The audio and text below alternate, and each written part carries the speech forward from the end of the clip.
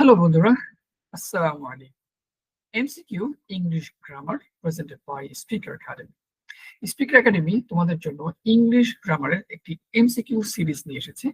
So এই সিরিজের মধ্যে আমরা এমসিকিউর মাধ্যমে ইংলিশের সূক্ষ্ম সূক্ষ্ম জিনিসগুলো আমরা জানবো, বুঝবো এবং এর মাধ্যমে আমরা গ্রামারটাকে সবসময় তাজা রাখবো।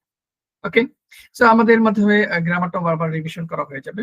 সো চলো আজকের প্রথম পার্টে আমাদের এমসিকিউ এর মধ্যে কি আছে তা আমরা একটু দেখে নিই।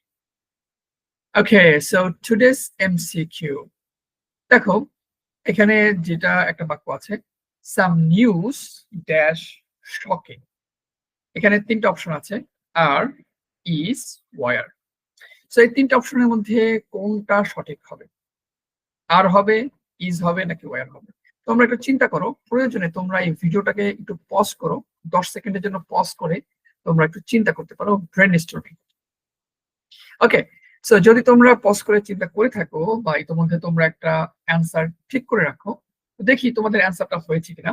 আর যদি না হয় তাহলে কেন হয়নি, আর হলে বা কেন হয়েছে। তাহলে এখানে দেখো, সাম নিউজ ড্যাশ শকিং, বাক্যের সঠিক উত্তর হবে টু ইজ। এটা এখানে আমরা দেখতে পাচ্ছি ইজ, এই টু ইজ হবে। এখন এখানে প্রশ্ন হলো, এখানে নিউজ একটা এস দেখা যাচ্ছে, এই এসটা দেখে অনেকে এটাকে প্লুরাল মনে করে। তবে এখানে তো সাম আছে, কিছু আছে, কিছু মানে তো একের বেশি, তাহলে এটা কেন ইজ হবে? যদি একের বেশি হয় তাহলে তো এখানে আর হওয়ার কথা। ওকে, তো চলো এটা আমরা একটু বোঝার চেষ্টা করি। যেটা আমি বললাম যে নিউজের এস দেখে অনেকে প্লুরাল মনে করে, যেটা আসলে ঠিক না, এটা ভুল। দ্বিতীয়ত এখানে তো সাম আছে, তাহলে এখানে কেন ইজ হবে? তো এখানে বোঝার বিষয় হচ্ছে নিউজ যে শব্দটা আছে, এই শব্দটা হচ্ছে আনকাউন্টেবল নাউন। ইয়েস, এটা হচ্ছে আমাদের আজকের মূল জায়গা, আনকাউন্টেবল নাউন। তো তোমরা গ্রামারে অবশ্যই আনকাউন্টেবল নাউন পড়েছো।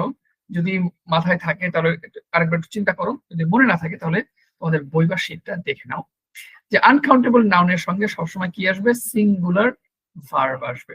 এই জন্য এখানে আর হবে না, এখানে ইজ হবে।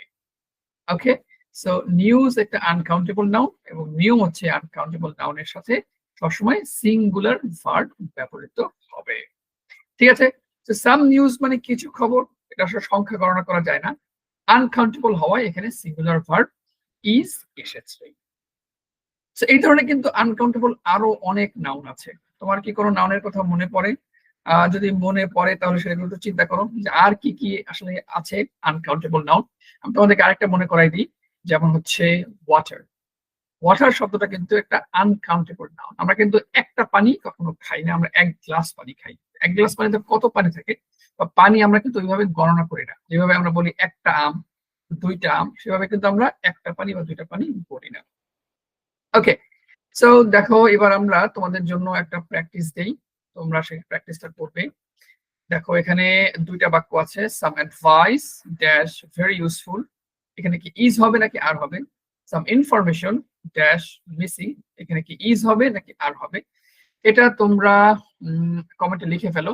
তোমাদের যদি এখানে কোনো ভুল হয় তাহলে তো সেটা আমি ঠিক করে দিব, আর যদি ভালো হয় তাহলে আমরা অবশ্যই তোমাদেরকে অ্যাপ্রিসিয়েট করব। সো আর তোমরা কমেন্টে অবশ্যই জানাবে আমাদের এই এমসিকিউ গ্রামারটা তোমাদের কেমন লাগলো। আমাদের ইউটিউব চ্যানেলে আমরা এই এমসিকিউটাকে একটা প্লেলিস্টে আমরা করে রাখবো। সো আমাদের ইউটিউব চ্যানেলের লিঙ্কটা আমরা গ্রুপে দিয়ে রাখবো। তোমরা অবশ্যই আমাদের ইউটিউব চ্যানেলটা সাবস্ক্রাইব করবে এবং যখনই আমাদের এমসিকিউ নতুন নতুন ভিডিওগুলো আসবে তোমরা সেগুলো দেখবে, শিখবে এবং অবশ্যই প্র্যাকটিস করার জন্য কমেন্ট করবে। তাহলে আজকে এই পর্যন্তই। আজকে আমরা আনকাউন্টেবল নাউনের এমসিকিউ প্র্যাকটিস করলাম। আশা করি তোমাদের ভালো লেগেছে। আজকে এই পর্যন্তই, তোমাদের সাথে আবার দেখা হবে ইনশাল্লাহ পরবর্তী এমসিকিউ ভিডিওতে। সে পর্যন্ত আল্লাহ হাফেজ, আসসালামু আলাইকুম।